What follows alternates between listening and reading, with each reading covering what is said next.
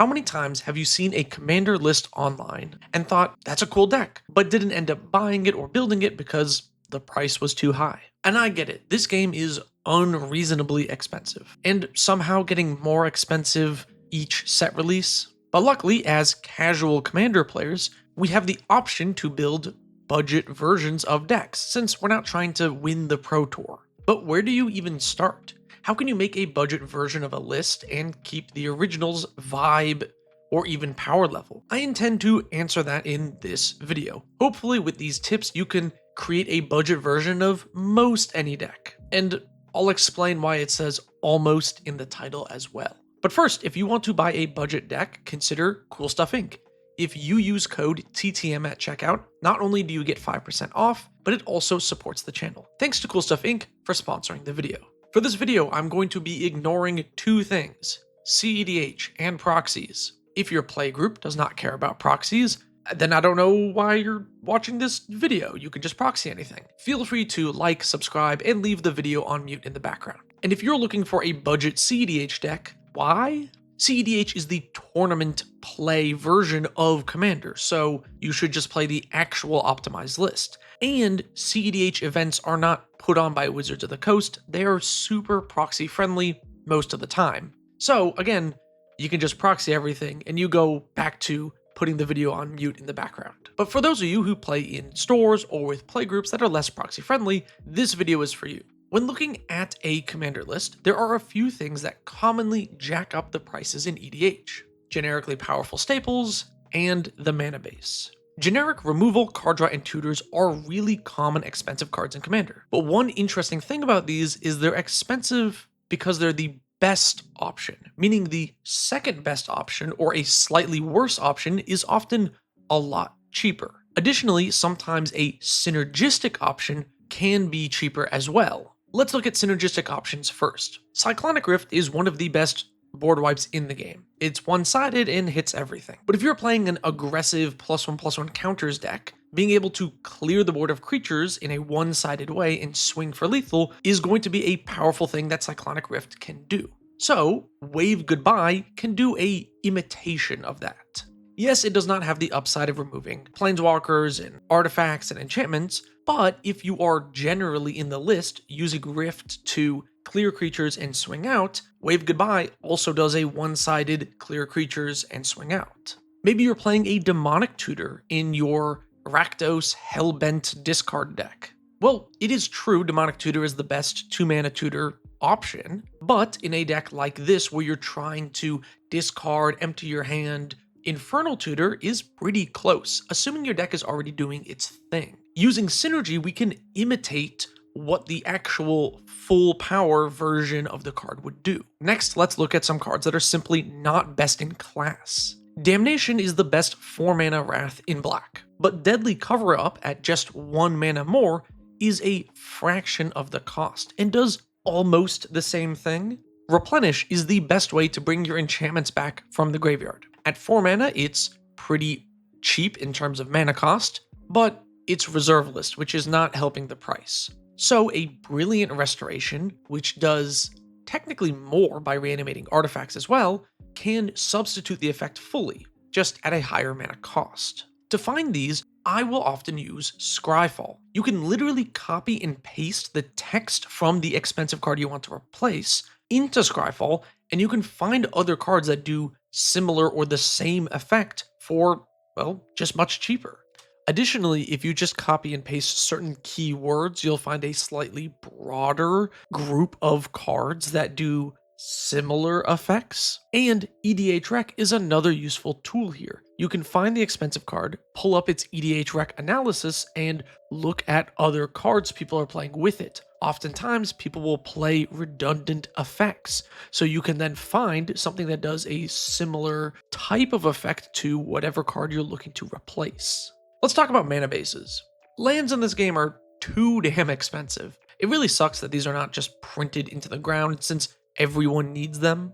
Now sadly for a 4 or 5 color list, a budget mana base is often pretty slow depending on your budget. Of course, if you're looking at a fully optimized list, you can just cut duels.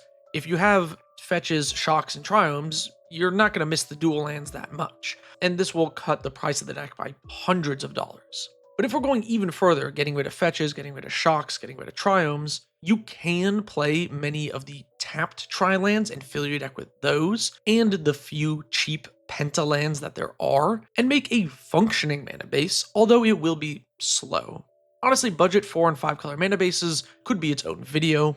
I'm not going to dwell on them too much here, but for 1, 2, and 3 color lists, you can easily make your deck way cheaper by just altering the mana base with just basics. Basic lands in tandem with the Tango lands, check lands, and pain lands, all of which are pretty cheap duals, can help you put together a decent mana base. Let's imagine a 3-color deck. You have access to each check land, each pain land, that's 6 duals, and then depending on your color combination, you may have access to a couple of Tango lands. That gives you 6, 7, 8, 9 duals depending on your colors. Then you add Command Tower, Exotic Orchard, Path of Ancestry. These are all tri-lands that enter untapped or give extra utility. And don't forget, your mana rocks will also help you color fix. Arcane Signet, Classic Signets, and many other budget mana rocks will help you fix your colors too. And if we're playing a lot more basics as our untapped sources, you can afford a few more tapped dual lands that have utility. I've recently been playing a lot of the tapped MDFC lands from Modern Horizons 3. They're pretty great as far as duels go. They have excellent utility in the late game, and early game you play them on turn 1 as a tapped 2-color land, and it gets you most of the way to your colors. Honestly, almost any tapped utility dual land is going to be super cheap. They're all like dirt cheap cards, and there are a lot of them available. Mixing in a few of those with your basic lands can get you a pretty cheap mana base for almost any 3 or 2 color deck, and it will be functional enough. Honestly, I find having enough lands oftentimes more important than having good lands. And if you're in green, you get even more utility here because all of these green cards that search up basics can filter your colors as well. You would just lean a little heavier into the green part of your color pie in your mana base so that you can hit those early cultivates and Kodama's reaches to fix your colors. Mana bases are something I usually recommend to players that they upgrade over time. Slowly adding more powerful duals and utility lands are a great way to increase the consistency of your deck if you decide to keep it around. For 2-color decks, all the same things I say about 3-color decks does apply, but you can just play even more basics because you have less colors, so the downside of a basic land is much lower. And for 1-color mana bases, tragically, there's no way to make it budget friendly. I'm joking, obviously. Just play a lot of basics in your deck and you should be fine. Mana bases or generic cards are relatively easy to switch around in a deck. If the cost of a deck is being held up by a Rhystic Study, replacing it with some other card draw spell will of course be worse. Rhystic Study is very powerful, but you still have card draw in the deck. It still fits the same role somewhat easily. It's much more difficult to swap out the other more niche cards in the deck. So how do we maintain the deck's themes and play patterns? The key to doing this is finding the purpose of each card in the list. If you can answer the question, why is this in the deck, for every single card in the list, you can more easily find a budget alternative. Take a look at the deck and break down the strategy. What enticed you about this list initially? Is it the finishers? Is it the engines in the deck? Is it because it plays these unique, weird cards that you like? Figure out the deck's game plan. Most deck building websites have a playtest option where you can goldfish the deck, which means playing against nobody. This can be a great way to help you see the play patterns of the deck. Oh, I can tutor for this here. I can play this card draw spell. I can use this synergy. And it helps you figure out why cards are in the list. But also, you can use these playtesters and OBS as your webcam and play with people over Spell Table. And this is totally free. OBS is free, Spell Table's free, and you can use a deck building website for free. This is a great way to test out a deck or learn it before you actually pick it up in paper. And by the way, this footage I'm using is from a live stream I did with patrons. Link below if you're interested in joining in on those. I want to show you an example of a budget version of a deck. I'm going to use my Heliod list as an example. Linked below is my current deck and a budget version I made as well. In the budget version, the maybe board are cards that I'm cutting, and the sideboard are cards that I'm adding. A quick note about this deck, I know there's a lot of lands and like no mana rocks.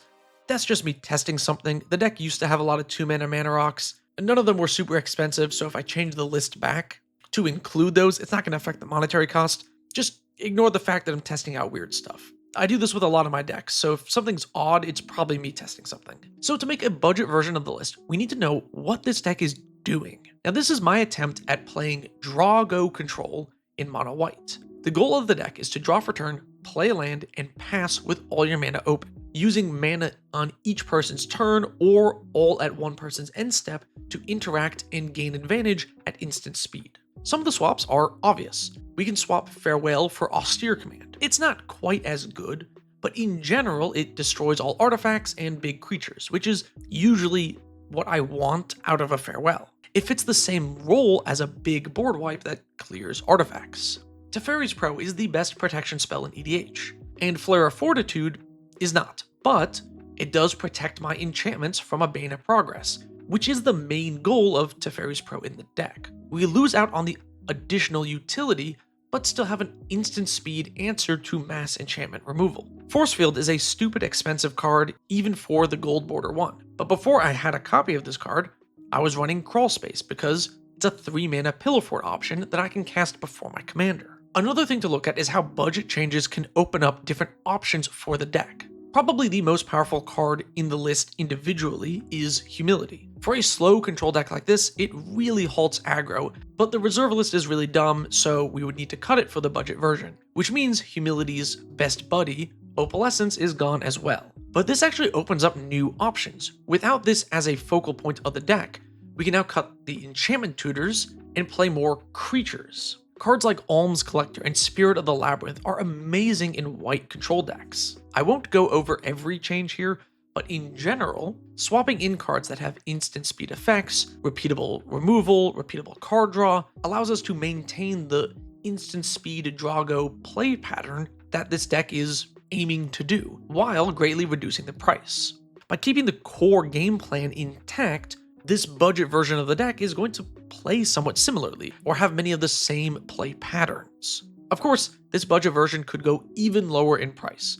You can always make more cuts. There are just a few things that I left in because I feel like the deck would sort of suffer without them. Endless Horizons is a silly and somewhat expensive card, but with the deck's all basic Plains mana base, it turns Goblin Charbelcher into a one-shot nuke on an opponent, and is one of the best finishers in the deck. I mean, instant speed blow up someone is the ultimate draw-go control interaction. Additionally, Divine Visitation is arguably the best card in the entire deck. It's how I've won a lot of games. It's silly how much damage this can be with a Heliod in play. You just take over the game late game and completely dominate the board in a way that this deck can't normally do. Still, I think this is a good start for a budget list. I shaved like $600 from the deck's price, which is a good chunk of the deck's starting cost. The budget version might be a bit slower and a tad less tuned, but as long as you can identify what makes the deck tick and replace the cards with other things that fulfill similar roles, your budget-friendly version will maintain the same strategy and feel. And really, that's all you want, right? The same feel of the deck for less cost. For some decks like Heliod, this is a relatively straightforward process. You can play a worse board wipe and worse removal, but ultimately you have the same number of board wipes, same amount of removal, and general instant speed interaction. If I show you Trouble in Pairs, you know it's there for card draw. Or you might know that Opalescence is a finisher with Humility, so you can swap things out that fill the same role. But what if the deck is less straightforward? This is where the almost in the title comes in. Not every deck is a great candidate for budget changes. Yes, so using the Scryfall trick of copying and pasting text to find another card that does the same thing can help in most cases and is a really great way to cut the price of decks. That in tandem with a budget mana base will get you most of the way there. But as another example, I had a lot of players ask me about budget recommendations for my Mina and Den list.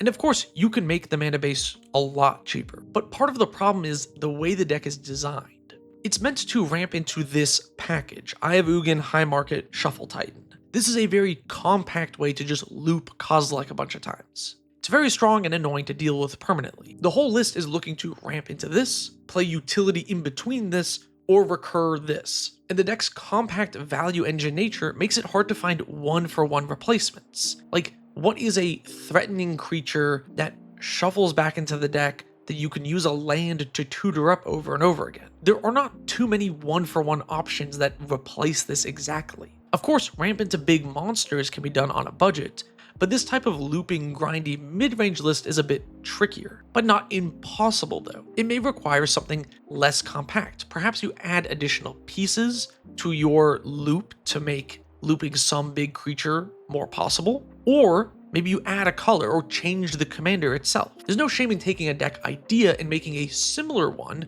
that is a budget-friendly version. If we're playing green-white instead of green-red, suddenly you have Wheel of Sun and Moon, which can essentially loop any creature. And then all you need to do is find something that will constantly tutor it up every turn if needed, and you can loop whatever massive threat you want. Let's say Wheel of Sun and Moon, Fierce Empath, and some big creature, and then a Flicker engine of sorts. Well, now we have built the same compact value engine plan into the deck. It's a little less compact, and maybe it's a little less threatening, but it can be budget friendly and even has more utility, since Fierce Empath searches up more things than Eye of Ugin does. Additionally, I do want to say there are a few archetypes that really struggle when you make budget changes to them. Decks like Storm really rely on their cheap and free, efficient spells, so if you make budget changes and cut them for the less efficient versions, then it will significantly impact the way the deck plays, and you're going to be fizzling a lot more often. Reanimator is another one. The best reanimation options are the 1 and 2 mana ones, and although the 3 and 4 mana cards are much cheaper, that is a massive decrease to the speed at which you're reanimating your big creatures. Again, it's not impossible, and you can still have the same play patterns of a reanimation deck, it's just the power level is going to suffer significantly when compared to swapping a 4 mana board wipe for a 5 mana one, since in most casual games you didn't need the Wrath on turn 4, so the 5 mana one is probably fine. Ultimately, once you learn the idea behind a deck, it becomes a lot easier to build similar lists within whatever budget you want. It's just about knowing why each card is in the list, and evaluating what makes the deck function as is. Thanks for watching. I hope some of these tips helped, and let me know in the comments below if you found any cool budget alternatives for a card recently. Thank you so very much to my patrons who make these videos possible. I really appreciate it. If you want to join the Patreon and check out the other perks, links are in the description below.